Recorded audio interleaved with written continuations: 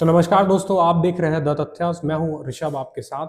और आज जो है मैं बिहार विधानसभा चुनाव 2025 का एक पूरा एनालिसिस लेके आया हूं। ठीक है, और एक रियल एनालिटिक्स की तरफ चलते, एक एनालिटिकल कॉन्सेप्ट को देखते हैं कि क्या मतलब क्या ऐसी चीज़ें हैं जो आरजेडी, जो पिछले टर्म में जो सिंगल मतलब सबसे लार्जेस्ट पार्टी थी, एमएलएज के नंबर में सबसे ज़्यादा सीटें जीती थी। ठीक है, बीजेपी सेकंड नंबर पे थी और जेडीयू बहुत ही नीचे आ गई थी। लेकिन इस बार का जो रिजल्ट बना है वो कुछ ऐसा है कि बीजेपी जो है अभी नंबर वन पार्टी है 89 एमएलएज के साथ। मतलब उनके 89 यानी 89 विधायक हैं। जेडीयू के 85 हैं। आरजेडी जिनके लगभग मतलब 80 के आसपास विधायक थे, 78-79, ठीक है, वो 25 पे आ चुकी है। मतलब लेस देन वन थर्ड, एक तिहाई से भी कम। ठीक है, एलजेपीआर जो कि पिछले बार मतलब एलजेपीआर का बात करेंगे हम आगे, जो कि चिराग पासवान की पार्टी है, तो उनको भी 19 सीटें आई हैं। ठीक है, एक अच्छा ये है। कांग्रेस जो एक समय मतलब भारत पे राज करती थी, मतलब भारत को 60 सालों तक कांग्रेस ने राज किया है। कांग्रेस ने 60 सालों तक भारत पे हर हर एक ये बिहार कोई भी राज्य हो, हर राज्य में, ठीक है, उनकी मात्र 6 सीटें। मतलब एक से एक मीम हमने देखा है कि एक इनोवा में 7 सीटें होती हैं और उससे कम सीटें जो है वो कांग्रेस की है। तो उस पर भी हम आगे बात करेंगे। एआईएमआईएम जो असदुद्दीन अवैसी की पार्टी है, उन्होंने 5 सीटें निकाली हैं। पिछले बार भी इन्होंने 4 निकाली थी, लेकिन इस बार उन्होंने 5 सीटें निकाली हैं। और वो भी है, बाकी भी बहुत सारी पार्टियां हैं, जैसे हिंदुस्तानी आवाम मोर्चा है, रालोसपा है, बीएसपी ने भी एक सीट जीती है। तो मेन जो फैक्टर हमारा आज का जो डिस्कशन का पॉइंट है और जो हम डिस्कस करेंगे और जिस पे मैं अपना व्यूज़ रखूंगा वो ये सब के साथ साथ फैक्टर्स पे है कि क्या फैक्टर हो गई कि लालू यादव की जो पार्टी है आरजेडी, बेसिकली इंडिया अलायंस को लीड वही कर रही थी। और अच्छे खासे मतलब अगर बात करें तो अ, मतलब एक सबसे बड़ी वोट बैंक वाली पार्टी एक तरह से थी वो। नंबर्स की अगर सोलिली बात करें तो उनका एम वाई समीकरण यानी मुस्लिम यादव समीकरण, वो 19% के अप्रॉक्स, 17 to 90% के अप्रॉक्स जो मुस्लिम आबादी और 13 से 15% जो है यादव की आबादी, इन पे उनका ऐसा कहना था कि ये हमारी मतलब वोट बैंक है। ठीक है, तो इतनी आबादी होने के बाद 240 मतलब 243 सीटों में, 243 सीट्स में मतलब 243 सीटों में सिर्फ और सिर्फ 25 सीटें, मतलब 10% सीटें जीत कन्वर्ट कर पाई। ठीक है, तो क्या ऐसा रहा क्या नहीं रहा, तो हम सबसे पहले फैक्टर्स की बात करते हैं।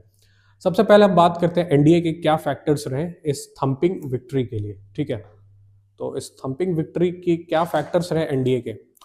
तो एनडीए का जो थंपिंग विक्ट्री का सबसे बड़ा फैक्टर्स रहा वो था डेवलपमेंट स्कीम्स।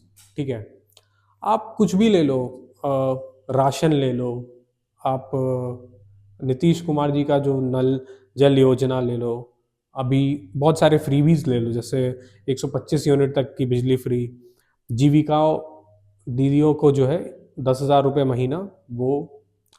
और भी जैसे आप देख सकते हो ना कि रोड्स का जो इंफ्रास्ट्रक्चर है, अगर आप पर्टिकुलरली पटना में जितने भी आप, अगर आपने वीडियो देखे होंगे तो पटना में जितने भी मतलब जो भी जर्नलिस्ट आए थे बाहर से, जिन्होंने पटना, बहुत लोग ऐसे आए थे जो पटना को पहली बार कवर कर रहे थे, तो उन्होंने बताया कि भाई मरीन ड्राइव जैसा कोई मतलब जो रोड गंगा पथ बना है, जेपी गंगा पथ, मरीन ड्राइव उसे कॉमनली बोलते हैं, तो ऐसा कोई रोड ही नहीं बना। तो ऐसा इंफ्रास्ट्रक्चरल डेवलपमेंट, ठीक है, जगह जगह पे जो है इंफ्रास्ट्रक्चरल जो डेवलपमेंट है वो नीतीश कुमार ने बहुत अच्छे तरीके से किया है। बिहार एक बहुत पिछड़ा राज्य था। ठीक है, यहाँ सड़कें जो रहती थी ना वो मतलब ऐसी टूटी हुई रहती थी कि आपके अच्छे अच्छे नए से नए गाड़ियों का जो है सौगर बैठ जाता था, मतलब सस्पेंशन खराब हो जाता था। तो ऐसा मतलब इतने एक्सप्रेसवेज तो भी बहुत कम है, अभी तो चल रहा है काम, लेकिन हाईवेज जो है वो इतने सही और इतने मतलब ज़्यादा लेवल पे, मास लेवल पे बने हैं, क्योंकि सभी अभी बनने ही शुरू हुए हैं। मेजॉरिटी तो नितिन गडकरी जी के टर्म के बाद ही बने हैं, और वो तो सेंट्रल की होगी, बाकी स्टेट गवर्नमेंट की भी बहुत सारी, मतलब जगह जगह जो भी है स्टेट हाईवेज वगैरह भी, वो भी बहुत मतलब अच्छे लेवल पे बने हैं और सही ठीक ठाक मेंटेन भी रह रहे हैं। तो ये सब चीज़ें हो गई। इंफ्रास्ट्रक्चर में बहुत जो है पटना के आसपास भी और जगह जगह काम हुआ है और चल ही रहा है। एयरपोर्ट्स भी पहले एक बिहार में मात्र एक हुआ करता था, आज दो से लेके तीन तो अभी फंक्शनली है, और भी बहुत सारे लगे हुए हैं, बहुत सारे ग्रीनफील्ड एयरपोर्ट्स वगैरह भी है जो जगह जगह बन रहे हैं। ठीक है, तो ये सब भी चीज़ें हुई, मतलब एक बहुत आसान हो गया, लोगों का लाइफ बहुत इजी हो गया, और लोग जो देखते थे ना कि जो इंफ्रास्ट्रक्चर बिहार के बाहर है वो बिहार में भी आ चुकी है, और मतलब अग्रसर है बिहार उस चीज़ों की ओर। तो वो एक बहुत बड़ा फैक्टर हो गया। लोग सोचते हैं अभी, देखिए बिहार में पलायन तो रुका नहीं है, तो लोग बाहर जाते हैं जनरली, मतलब मास में लोग बाहर ही रहते हैं, जिन्हें भी अपनी मतलब घर चलाना है, या फिर जो भी जॉब आईटी वगैरह में जिस चीज़ में भी कर रहे हैं, मजदूरी भी अगर लोग कर रहे हैं तो वो बाहर ही कर रहे हैं। तो बाहर देखते हैं कि अरे ये है वो है, तो पहले वो देखते थे कि अरे बिहार में कुछ नहीं था, अब वो चीज़ें वो देख रहे हैं कि अरे वो तो ऐसा यहाँ है तो मेरे बिहार में भी वैसा हो रहा है। तो ये भी एक फैक्टर है, भले ही पलायन ना रुका हो, जो कि बहुत बड़ी समस्या है, लेकिन अगर वहाँ के कंपैरिजन में यहाँ अगर वो चीज़ें देख रहे हैं, तो हाँ, उनको लग रहा है कि नहीं भाई, सरकार काम तो कर रही है। सेकंड जो सबसे मैं मानता हूँ कि बहुत बड़ा फैक्टर रहा है, प्रधानमंत्री से लेके नीतीश कुमार जो मुख्यमंत्री हैं, उन्होंने, वो दोनों बहुत मुखर थे इस फैक्टर के बाद, वो था एंटी जंगल राज वाला नैरेटिव। जंगल राज मतलब ऐसा एक मतलब डार्क फेज ही था बिहार का, जनरली अगर आप देखें तो जंगल राज का नैरेटिव आज भी इतना स्ट्रांग है उसके खिलाफ कि आप देख सकते हैं कि ये प्रधानमंत्री से लेकर मुख्यमंत्री तक, या फिर जितने भी प्रचारकों ने प्रचार किया, वो जंगल राज की बातों को उन्होंने उठाया, और कहीं ना कहीं लोगों के मन में ये एक फैक्टर रहा कि जो जंगल राज है वो कहीं, अगर ये आरजेडी वालों को या फिर इंडिया अलायंस को वोट देते हैं तो वो कहीं ना कहीं वापस आ जाएगा। तो लोगों के मन में ये डर का फैक्टर रहा, और जाहिर सी बात है कि अगर वो चीज़ें हुई हैं तभी लोगों को के मन में डर रहा, और लोगों ने मतलब उसके खिलाफ जो है एनडीए को वोट किया। थर्ड जो फैक्टर है वो एनडीए का एमवाई आया। ठीक है, ये मैंने अभी डेवलपमेंट्स की मैं बात की थी, उससे आप बहुत रिलेट कर पाओगे। ये एमवाई एनडीए का जो हुआ वो था महिला और युवा। ठीक है, एमवाई फैक्टर जो एनडीए का रहा, महिलाओं ने, मुझे मैंने बताया आपको कि नीतीश कुमार की बहुत सारी ऐसे पॉलिसीज चल रही है, मतलब नीतीश कुमार ने बम्पर जो है रिजर्वेशन दे दिया है, मतलब लड़कियों को और जनरली फीमेल्स को जो है बहुत अच्छा खासा एक पोर्शन रिजर्वेशन का दे दिया, रिजर्व कर दी हैं सीटें, जॉब्स रिजर्व कर दी हैं, वो एक फैक्टर हो गया। सेकेंड है जो आपने अभी 10,000 वाली फ्रीबीज की मैंने बात बताई, तो 10,000 जीविका दीदियों को बिजनेस करने के लिए दिया है, सशक्त बनाने के लिए महिलाओं को दिया है। तो ये महिला ये हो गया। युवाओं के लिए भी बहुत सारे, मतलब युवा अपॉर्चुनिटी देखते हैं, और जो आज के जेनजी हैं वो कहीं ना कहीं उनके मन में भी जो परसेप्शन है जो नीतीश कुमार के लिए अच्छा है, क्योंकि स्टूडेंट क्रेडिट कार्ड जैसे जो सिस्टम है जो बहुत टाइम से चले आ रहे हैं, वो जो है बहुत ही अच्छे वे में चल रहा है। अब जो भी कहीं अगर यहाँ के कॉलेजेस में पढ़ना हो तो 4 लाख तक का जो है लोन इजीली अवेलेबल है। तो कहीं ना कहीं इन सब चीज़ों को लेके भी, और अभी तेजस्वी यादव बोलते हैं कि उन्होंने 10 लाख नौकरियां दी, बट उस पर उनका नाम नहीं लिखा था, उन पर नाम लिखा था नीतीश कुमार का। तो जो 10 लाख जो शिक्षकों की बहाली हुई थी, जो टीचर्स की रिक्रूटमेंट हुई थी, उसमें नीतीश कुमार का ही नाम था। तो उस परसेप्शन पे भी लोग तेजस्वी यादव पे ना भरोसा करके उन्हें भरोसा हुआ कि नहीं, नीतीश कुमार ने जो है ये चीज़ें दी हैं, और आज नीतीश कुमार अगर बीजेपी के साथ है तो नीतीश कुमार ही देंगे। तो ये भी एक फैक्टर हुआ। फिर बात करते हैं कुछ ऐसे फैक्टर्स की जो माइक्रो फैक्टर्स होते हैं, ठीक है, लेकिन वो बिल्डअप करके चीज़ों को जो है रिजल्ट को मैक्रो में बदल देते हैं। तो मतलब वही छोटे छोटे जो फैक्टर्स होते हैं, छोटे छोटे माइक्रो फैक्टर्स, वो मेगा में बदल देते हैं चीज़ों को। ठीक है, रिजल्ट जो है मेगा रिजल्ट बन जाता है फिर। तो उसमें जो था वो फैक्टर्स में से एक रहे स्टार कैंपेनर्स के। स्टार कैंपेनर्स में आप देख रहे हो कि योगी आदित्यनाथ जैसे जो बड़े पॉपुलर सीएम रहे हैं, जो नरेंद्र मोदी जी के बाद देश में अगर वही कोई, अगर कोई प्रखर चेहरा है, मुखर चेहरा है, तो मतलब एकदम जाहिर सी बात है कि वो है आदरणीय योगी आदित्यनाथ जी। तो योगी आदित्यनाथ जी जैसे जो कैंपेनर्स हैं उनका बहुत कैंपेन रहा, हेमंत बिस्वा शर्मा जी का, मोहन यादव जी का रहा, रेखा गुप्ता का, मतलब कई राज्यों के सीएम और डिप्टी सीएम वगैरह का यहाँ पे मतलब कैंपेन रहा, और अच्छा खासा कैंपेन रहा, ठीक है। इन सब कैंपेन्स रहा, फिर आपके मतलब बहुत ही एक बीजेपी वालों ने कैंपेन्स वगैरह में भी बहुत ही अच्छा एक अपना एनालिसिस करके एक जो है बहुत ही स्ट्रॉन्ग लिस्ट बनाई थी अपने कैंपेनर्स की। और प्लस बिहार जो है भोजपुरी बेल्ट भी है, ठीक है। मतलब मोस्टली इसमें भोजपुरी के बहुत सारे डायलेक्ट्स हैं, बट एक भोजपुरी बेल्ट मतलब लोगों में क्रेज है। अभी ऐसा नहीं है कि मगध वाले लोग भोजपुरी सॉन्ग नहीं सुनते कि भाई ये हम तो मगधी है सिर्फ, नहीं, ऐसा नहीं है। भोजपुरी जो है वो बिहार में अक्रॉस द है, और उनके स्टार्स भी अक्रॉस द बिहार जो है मतलब पसंद किए जाते हैं। उनमें से बहुत सारे स्टार्स हैं, जैसे मनोज तिवारी जो है वो आप देख सकते हैं काफ़ी एक्टिवली अब पॉलिटिक्स में है, वो हैं बीजेपी में। रवि किशन है, गोरखपुर से सांसद हैं। तो दिनेश लाल यादव हैं। तो ये तीनों तो मतलब बीजेपी के साथ जुड़े हुए थे। अभी लोकसभा चुनाव में पवन सिंह अलग हो गए थे, और पवन सिंह को भोजपुरी का पावर स्टार बोला जाता है। मतलब एक मैसिव फैन फॉलोइंग है। अभी यूट्यूब से लेके जो भी ओटीटी प्लेटफॉर्म है, सब पे वो एक अच्छा खासा मतलब पकड़ रखते हैं, वो भी ग्लोबली चार्ट्स पे ट्रेंड करते हैं। तो ऐसे उन्होंने भी मतलब अग्रेसिवली प्रचार किया, ठीक है।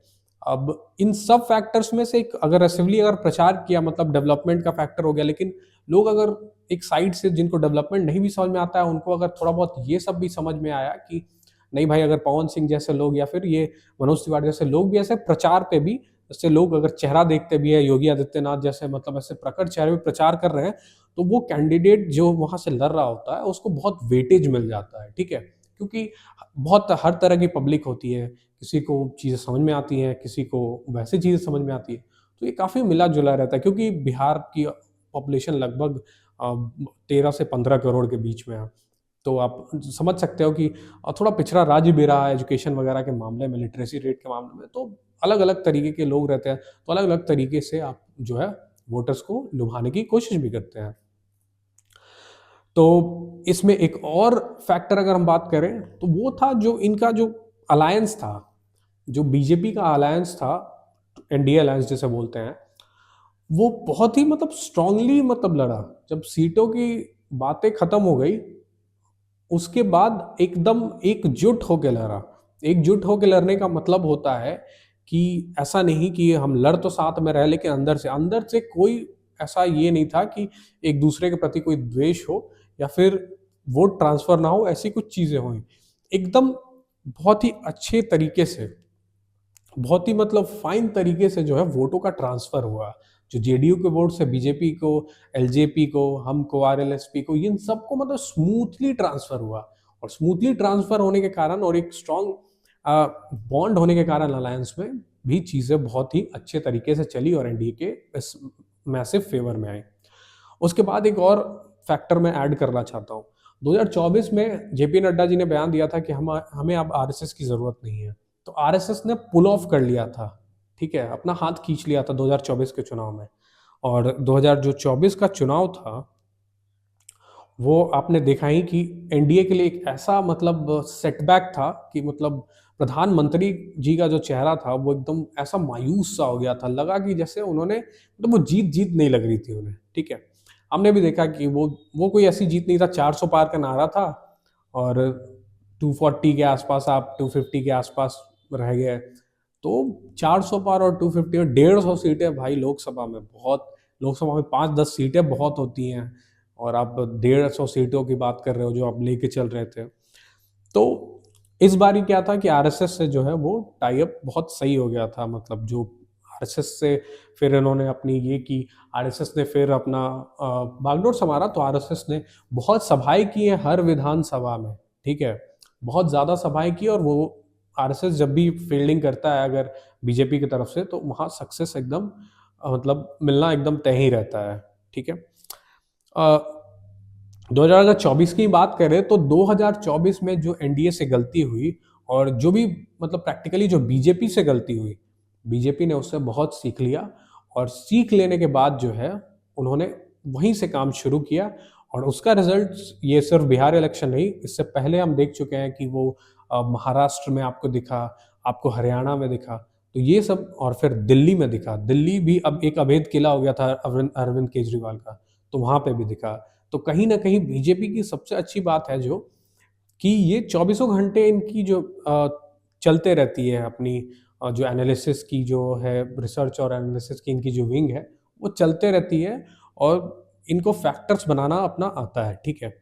अभी ये अब किसी चीज़ को लेके ऐसे बैठे नहीं रहते कि हम हार रहे हैं, या फिर अगर दिल्ली में हार रहे होते तो बोलते कि भाई इलेक्शन कमीशन वहाँ भी वोट चोरी हो रहा है। ये सब फालतू चीज़ों को ना जोड़ के, ये जो असल मुद्दे हैं और असल फैक्टर्स हैं कि कहाँ से कौन सा कैंडिडेट परफेक्ट होगा और किसे कैसे मतलब सेट करना है, वो इनको आता है। ये तो भाई मानना पड़ेगा, क्योंकि ये सारे दिखते हैं, रिजल्ट दिखते हैं, तो आप मान के ही चलो। और एक और चीज मैं ऐड करना चाहता हूं, last but not the least, कि जन स्वराज जो पार्टी थी प्रशांत किशोर जी की, उनमें उन्होंने बहुत सारे कैंडिडेट्स लिए। नई पार्टी थी तो बहुत सारे प्रॉब्लम्स हुए। तो जो भी एक थोड़ा बहुत बेस उन्होंने प्रशांत किशोर ने बना रखा था, लास्ट में वो सब बिखर गया। उन्होंने वादा किसी और को किया था कैंडिडेचर के लिए, अब लास्ट में कोई और कैंडिडेट आ गया। तो जो भी जन स्वराज से जो भी एक कुछ भी मान के चलो, लेट से 1% और लेस देन 1% ही लोग, या फिर एक वोट बैंक आया था, वो कहीं ना कहीं लास्ट में स्प्लिट हो गया और उसे बीजेपी ने अच्छे तरीके से ग्रैब कर लिया। महागठबंधन के भी कुछ एक्स लीडर्स जिनको टिकट वगैरह नहीं मिली, आपको पता ही है वो चलता आया है इंडियन पॉलिटिक्स में, उन्होंने भी जो है बीजेपी का मतलब बीजेपी ने उनको भी अपने इस समय फेवर में कर लिया, और वहाँ से भी वो ट्रांसफर्स हुई हैं, ठीक है। आगे हम बात करेंगे कि ये कैसे हुई हैं, और एक ये आरजेडी के मेन इस डिक्लाइन के रीजंस में से भी वो एक रहा है, ठीक है। तो अब आते हैं पर्टिकुलरली महागठबंधन के फैक्टर्स के ऊपर, ठीक है। तो महागठबंधन के जो फैक्टर्स हैं, उसमें महागठबंधन में सबसे डिक्लाइन जो है वो आरजेडी का हुआ है। आरजेडी सबसे बड़ी पार्टी भी थी, रीजनल एक बहुत बड़ी पार्टी है, लालू यादव की पार्टी है, तेजस्वी यादव की पार्टी है। आरजेडी कोई ऐसी नहीं है कि कल की कोई आई हुई पार्टी है, अचानक से किसी के साथ उनको जीत मिला है। अच्छा खासा एक टेन्योर रहा है और एक वोट बैंक रहा, जैसे मैंने आपको पहले बताया कि एमवाई का जो उनका सबसे बड़ा वोट बैंक में से एक है उनके पास बिहार में। लेकिन फिर भी ये स्थिति क्यों हुई, उस पर हम डिस्कस करते हैं। सबसे पहले देखिए, एक चुनाव अगर जीतना है ना, तो A to Z का जो फॉर्मूला होता है, जो बीजेपी लेके चलती है, कि कोई एक स्पेसिफिक वो जात को टारगेट नहीं करती है, ठीक है, कि यही सिर्फ मेरा वोट बैंक है। उसको पता है कि सारे ही मेरे वोट बैंक है, स्वर्ण से लेके बैकवर्ड से लेके एक्सट्रीमली बैकवर्ड SC ST सारे ही उसके जो है वोट बैंक है, ठीक है। वो ये लेके चलती है। और इंडिया एक हिंदू मेजॉरिटी कंट्री है, तो यही सारे फैक्टर्स जो है मतलब मैसिवली, अगर आपने इनको मतलब एक अपने हिंदुओं को अगर कास्ट वाइज सिलेक्ट नहीं करके, अगर पूरा एज अ होल हिंदू आप लेते हैं, अपना वोट बैंक बनाते हैं, तो वही आपकी जीत के सबसे प्रमुख कारणों में से एक रहेगा। अगर उसकी नाराजगी, अगर किसी सेक्शन की नाराजगी आपसे ना हो तब इनका क्या था कि ये बोलते थे कि हम A to Z की पार्टी है। A to Z की पार्टी हो आप, लेकिन बोलने और करने में बहुत फर्क होता है। आप बोलोगे कि हम A to Z की पार्टी है, और आपने 70-80% जो है सीट डिस्ट्रीब्यूशन में आप MY को दे दोगे, तो भाई वो A to Z की पार्टी रही नहीं। कैसे रहेगी भाई? वो करके दिखाना पड़ता है कि हाँ A to Z है, तो बैलेंस करके हम सीटें देंगे, ठीक है। सेकंड फैक्टर जो आता है वो है सीनियर लीडर्स का, ठीक है।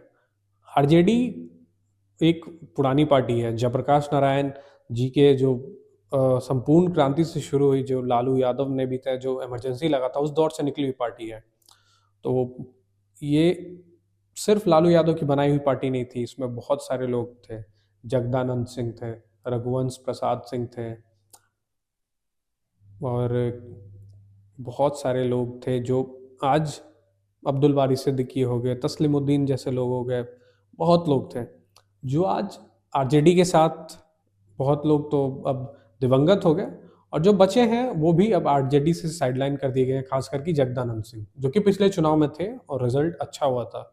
इस बार उनकी तेजस्वी यादव से अनबन हो गई तो उनको साइडलाइन कर दिया गया पार्टी से।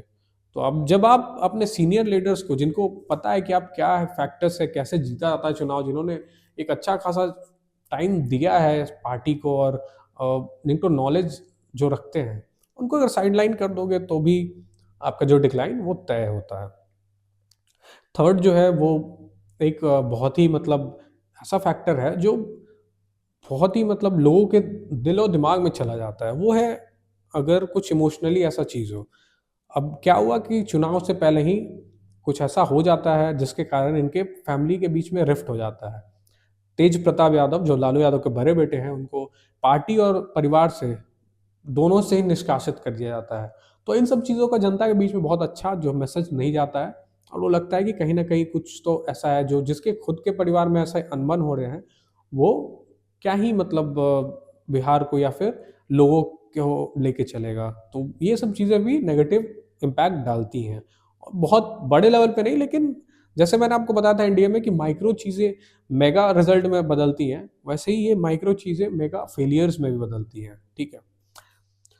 एक और चीज़ था ओवर कॉन्फिडेंस, ठीक है? अभी मुझे लगता है ना कि वो रिसर्च और एनालिसिस की जगह भीड़ रैलियों में जो भीड़ देख रहे थे उनको अपना वोट मान ले रहे थे। तो देख रहे थे भाई हम तो जहाँ जा रहे हैं वहीं भीड़ लग जा रहा है, तो हमारी तो जीत है। तो बहुत ज़्यादा मुझे लगता है कि रिसर्च और एनालिसिस नहीं किया गया है, चाहे सीटों के बंटवारे में हो या फिर अन्य चीज़ें हों जैसे मैनेजमेंट वगैरह, बूथ मैनेजमेंट वगैरह में हो।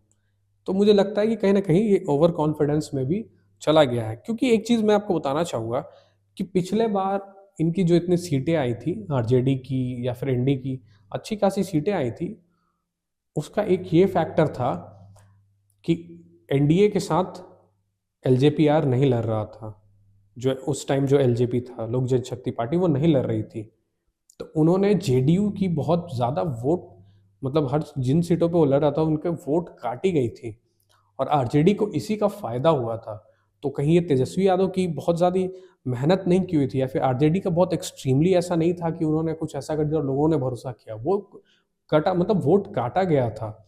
जो एलजेपी ने वोट काटा था उसका नतीजा था कि जेडीयू को कम सीटें आई और आरजेडी और कांग्रेस और लेफ्ट की सीटें बढ़ी थी, ठीक है? तो वो फैक्टर को ध्यान में नहीं रखा गया और ये ओवर कॉन्फिडेंस मान लिया गया कि ये जो हमने 80 के करीब सीट जीती है वो हमारा सीट है, मतलब वो हमारा वोट बैंक है और वो हम जीत चुके हैं, मतलब ऐसा ऐसा सीन मान के चल रहे थे। तो ये भी बहुत नेगेटिव इम्पैक्ट डाल गया, बहुत बड़ा नेगेटिव इम्पैक्ट डाल गया। मैं तो इसे एक बहुत बड़ा फैक्टर मानता हूँ। एक और चीज़ मैंने नोटिस करी कि 2020 में जो तेजस्वी यादव थे, ठीक है? एक बहुत ही एनर्जेटिक और एक यूथ लीडर थे, मतलब बहुत ऐसा एनर्जी लग रहा था ना कि वो अपने अकेले दम पे भी, अगर नीतीश कुमार से नहीं भी टाई अप करते तो वो अकेले दम पे भी जो है मतलब मुख्यमंत्री बन सकते हैं। अगर 20 में नहीं बनते हैं तो 25 में ज़रूर बन जाते हैं। लेकिन क्या हुआ कि फिर बीच में नीतीश कुमार पलटी मार देते हैं और फिर चले जाते हैं तेजस्वी यादव के साथ। तो कहीं न कहीं ये बार जो उन्होंने पलटी मारी, मतलब वो नीतीश कुमार के साथ उन्होंने जो सरकार बनाई थी, महागठबंधन की बनी थी, वो कहीं न कहीं तेजस्वी यादव के जो एनर्जी को है उसने मतलब एक तरह से अब्ज़ॉर्ब कर लिया और उसके बाद तेजस्वी यादव कुछ उतने एक्टिव और एनर्जेटिक नहीं दिखे। मुझे लगा कि वो थोड़ा स्टेबल ज़ोन में चले गए और जैसे अभी जो स्टेबल नेता होते हैं उसके कैटेगरी में चले गए। एक जो जोश था ना, मतलब जुनून था सीएम बनने का, वो कहीं न कहीं ठंडा हो गया। उसके बाद बहुत सी चीज़ें हुई, शादी वगैरह में बच्चे वगैरह हो गए, तो कहीं न कहीं वो मतलब एक सेफ ज़ोन में चले गए। वो अब यूथ वाला एनर्जी उनसे फ़ील नहीं होता है। एक और माइक्रो फैक्टर है, जो कि इस इलेक्शन में काफ़ी उठाया गया, मतलब प्रधानमंत्री ने उठाया, तो वो था, अभी अगर आप आरजेडी को ए टू जेड की पार्टी बताते हैं, लेकिन अगर आप देखोगे ना तो आरजेडी के जो सपोर्टर्स है वही सबसे बड़ा इसके लिए डिसएडवांटेज बन जाते हैं। इस इलेक्शन के बीच में ऐसे ऐसे गाने आए जो जातिवाद को बहुत ही नेक्स्ट लेवल ले गए, मतलब कट्टा और ये सब लेके ऐसा ऐसे ऐसे सॉन्ग्स आ गए ना, मतलब इन्होंने सपोर्टर्स ने निकाल दिया ऐसा ऐसा सॉन्ग कि उनको लगा कि ये गोलबंद करने के काम आएगा वोटर्स को। लेकिन क्या हुआ ना कि यादव को छोड़ के बाकी लोग, बाकी जो भी बिहार में जितने भी अदर कास्ट वगैरह हैं, उनके मन में हो गया कि भाई ये तो ऐसे गाने हो गए, अब अगर ऐसा गाना आ रहा है तो कहीं ना कहीं पार्टी आने के बाद भी वही होगा। मतलब कुछ ऐसे उसमें शब्द यूज किए गए थे जिससे बाकियों को मतलब ऐसा मतलब अगर तेजस्वी भैया आएंगे शासन में तो सिर्फ यादव राज करेगा, या फिर बाकियों को हम देख लेंगे, ये कर लेंगे, वो कर लेंगे। और आजकल सोशल मीडिया का जमाना है, रील्स वगैरह पे भी मैंने देखी ऐसे बहुत सारे रील्स बने जिसमें तमाम तरह की ये सब चीज़ें ही थी कि भैया का शासन आएगा तो कोई नहीं बोलेगा, सिर्फ यादव का राज चलेगा, ये वगैरह वगैरह। तो भाई इन सब फैक्टर से भी जो है बहुत सा सेक्शन ऑफ वोट्स, मैंने आपको बताया ना बिहार में बहुत तरह के लोग होते हैं, ठीक है, हर लोग हर कुछ नहीं समझ पाते हैं। तो ये सब चीज़ें नो बहुत इन्फ्लुएंस करती हैं। अगर इन्फ्लुएंस नहीं करती तो प्रधानमंत्री नरेंद्र मोदी जैसे आदमी ऐसे पॉइंट्स को नहीं उठाते। अगर वो उठा रहे हैं तो कहीं ना कहीं वो एक ब्रेक थ्रू पॉइंट हो सकता है। तो इन सब चीज़ों को भी जो है आरजेडी को अपने आने वाले स्ट्रैटेजी में चेंज करना पड़ेगा, और अपने जो सपोर्टर्स हैं उनको थोड़ा सा तो मतलब ऐसा लेके चलना पड़ेगा कि भाई ये सब चीज़ें ना हो, ताकि लोगों में नेगेटिव जो इम्पैक्ट है या फिर नेगेटिविटी जो जाती है आरजेडी के प्रति वो ना जाए। अब हम हमने आरजेडी की बात कर ली, ठीक है। अब हम पूरे महागठबंधन अलायंस की बात करेंगे कि उनके लिए जो है वो क्या गया चीज़ें, ठीक है, वो कैसी गई चीज़ें।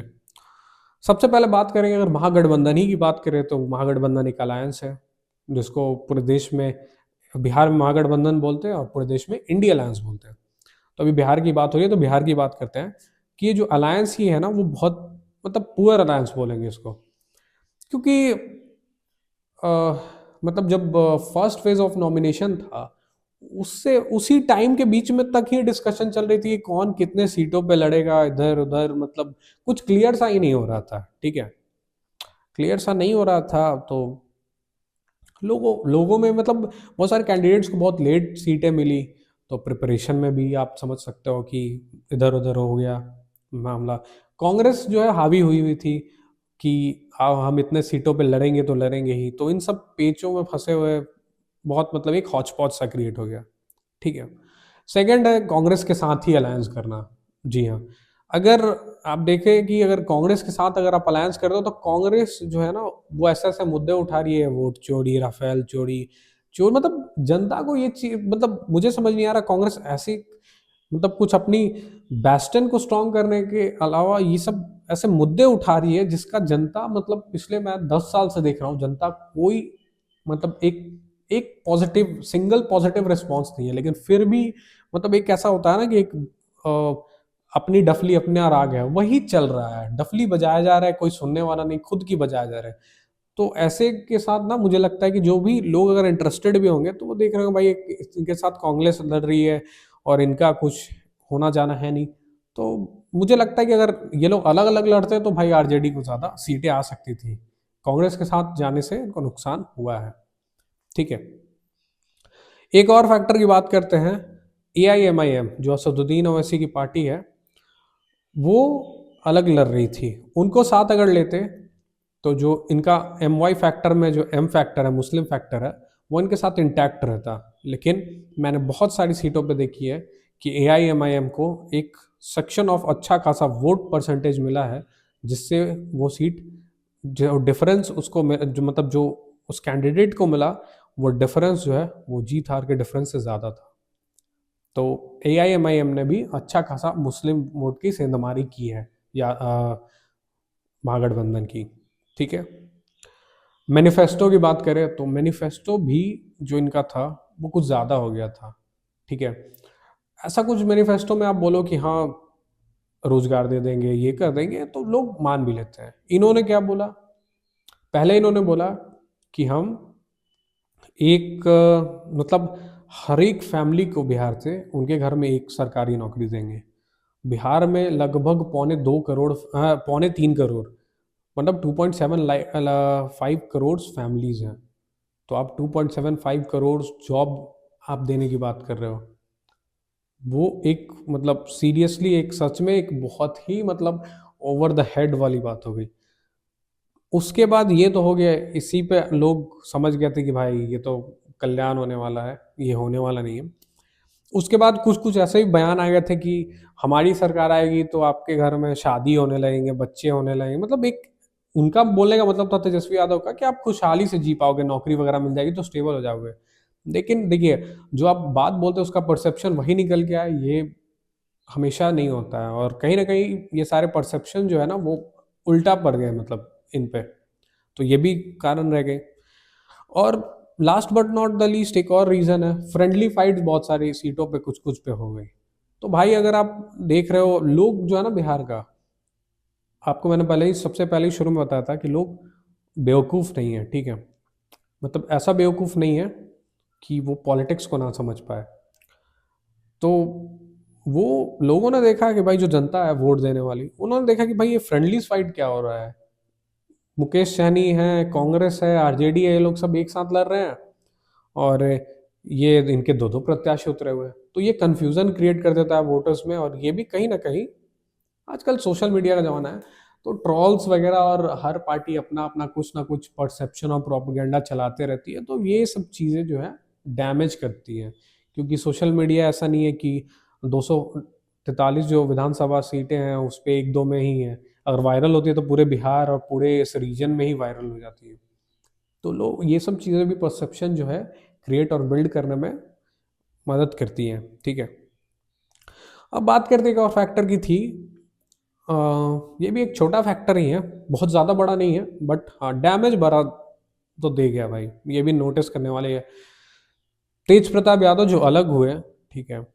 तो मैंने बताया कि जब अगर आपकी फैमिली की अगर कुछ डिस्प्यूट होता है ना, तो वो अच्छे वे में नहीं जाता है, ठीक है। उसका लोग अच्छे वे में नहीं लेते, खास करके बिहार जैसे राज्यों में।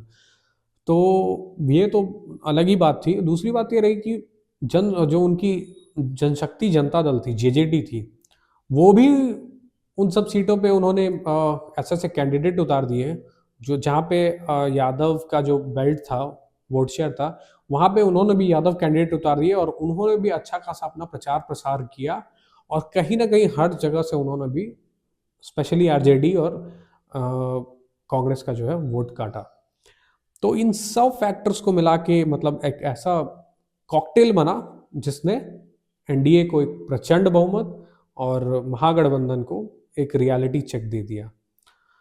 तो इन सब को लेके अब तेजस्वी यादव को दोबारा से रीथिंक करना पड़ेगा। अभी जब मैं ये वीडियो बना रहा हूँ तो कल रात में ही लगभग 15 तारीख की रात में ही मैंने एक सोशल मीडिया पे देखा, आपने भी देखा होगा, कि उनकी बहन जो है तेजस्वी यादव की रोहिणी आचार्य, उन्होंने भी मतलब आरोप लगाया कि वो परिवार छोड़ के जा रही है, उनको परिवार से निकाल दिया गया है। तेजस्वी यादव और हरियाणा से जो संजय यादव आए हैं, ये लोगों ने मिलकर उनको घर से और परिवार से निकाल दिया। तो अभी भी चीज़ें ठीक करने की जगह भी मतलब थोड़ी सी बिखरी रही हैं। तो देखिए तेजस्वी यादव एक युवा नेता है, यूथ लीडर हैं, कहीं ना कहीं जनता को भी उनसे ऐसा नहीं है कि वो उनको ऐसी एक चुनाव में ही हटा दिया गया तो वो खत्म हो गया। ये तो पारी की शुरुआत थी, अभी तो लंबा इस पारी में टिके रहना होता है, टेस्ट मैच की तरह होता है, हर बॉल पे आप सिक्सर नहीं लगा सकते हो, डक भी करना पड़ता है। तो ये ऐसी चीज़ें हैं, ठीक है। इसमें मतलब आप हमेशा जो है प्रयास करते रहोगे तो सक्सेस मिलेगी ही, लेकिन सही प्रयास करने पे। तो उनको स्ट्रेटजिकली रिबिल्ड करना पड़ेगा चीज़ें कि कहाँ गलती हुई, कहाँ असेसमेंट करना पड़ेगा उनको।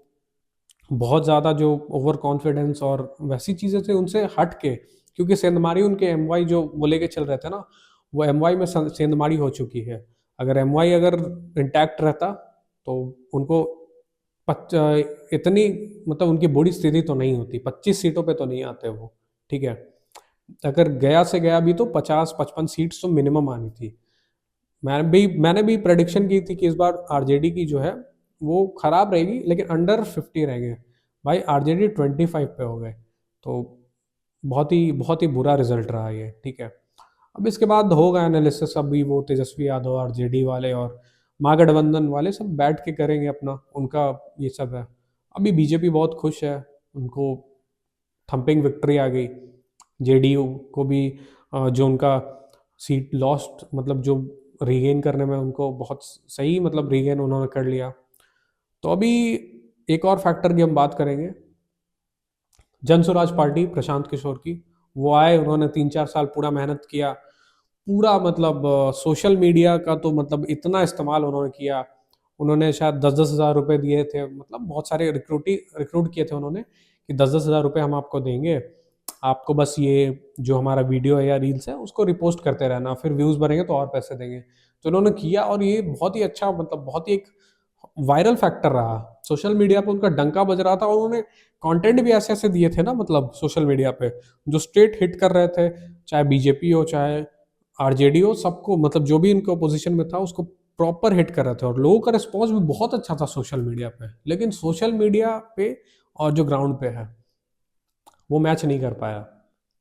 कहीं न कहीं उनका तो, उन्होंने बोला था 150 से ज़्यादा सीटें जीतेंगे। उनका खाता नहीं खुला भाई। कई-कई सीटों पे उनके 2000 3000 ऐसे वोट्स आए। ये मुझे एक पार्टी की याद दिलाती है, द प्लूरल्स पार्टी आई थी 2020 में। पुष्पम प्रिया जी, जिनकी जिन्होंने मतलब उनकी हेड हैं। तो कहीं न कहीं ऐसा ही हो तो बिहार जो है ना, मतलब बहुत ज़्यादा एक्सपेरिमेंट बिहार के पॉलिटिक्स में, मतलब बिहार की जनता नहीं लेती है। प्रूवन और टेस्टेड चीज़ों को ही बिहार की जनता ने एक्सेप्ट किया। एनडीए की डेवलपमेंट बिहार की जनता को पसंद आई, तो उन्होंने पूरी पूर्ण तरीके से दिया है। अब ऐसा नहीं बोल सकते हो कि किसी पर्टिकुलर कम्युनिटी ने या सेक्शन ने दिया है। मुस्लिम यादव ने भी दिया है, खास करके महिलाओं ने तो दिया ही दिया है। एमवाई भी जो है हमारी हो चुकी है। तो इन सब को लेके बस इतना ही है कि अभी बिहार में एनडीए की फिर से सरकार आ गई है। हम आप जैसे जो नॉर्मल जो मतलब यहाँ की जनता है वो एक्सपेक्ट करती है कि अब जो एनडीए के है और भी मेहनत करनी चाहिए बिहार पे। अभी तो 2024 के जो लोकसभा में जो समीकरण बने उससे बिहार को फायदा ही हो रहा है, क्योंकि बिहार कहीं ना कहीं स्टेयरिंग पे बैठा हुआ है। इस देश के जो लोकसभा की स्टेयरिंग पे बिहार बैठा हुआ है, तो अच्छी अच्छी परियोजनाएं मिल रही हैं बिहार को। लेकिन प्रधानमंत्री जी ने जैसा वादा किया है कि भाई यहाँ पे भी इंडस्ट्री लगेगा, जिले जिले में इंडस्ट्री लगेगा, तो भाई वो लगना चाहिए। पलायन जो है बिहार का जो बहुत बड़ा मुद्दा है, ठीक है, तो पलायन रुकना चाहिए, यहाँ इंडस्ट्री लगे, यहाँ की इंफ्रास्ट्रक्चरल डेवलपमेंट और बढ़ाई जाए, ताकि बिहार में बहुत पोटेंशियल है। अभी पूरे इंडिया का ही जो है, मतलब वर्कफोर्स जो हब है वो बिहार ही है। तो ऐसा होना चाहिए कि यहाँ के लोगों को भी जो है खुद भी यहाँ स्वरोजगार भी कर सके, और यहाँ पे भी फैक्ट्रीज और इंडस्ट्रीज लगनी चाहिए, ताकि जो ट्रेनें में भर भर के जो लोग जाते हैं बाहर, वो बाहर ना जाए।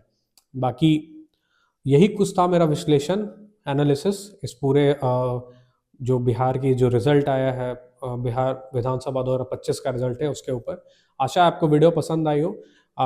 मैं जानता हूँ कि इसमें आपको भी कहीं ना कहीं कुछ आप रिलेट कर पा रहे होगे बहुत सारे पॉइंट्स को, और कुछ आपके मन में भी होगा कि नहीं भाई आपसे ये छूट गया, या फिर आप इसको भी इंक्लूड कर सकते हो। तो जो भी आपको लगे ऐसा, वो आप कमेंट कर सकते हैं कमेंट सेक्शन में। मिलते हैं एक अगले वीडियोस के ऊपर, ठीक है? तब तक के लिए आप बने रहे द तथ्यास के साथ। नमस्कार।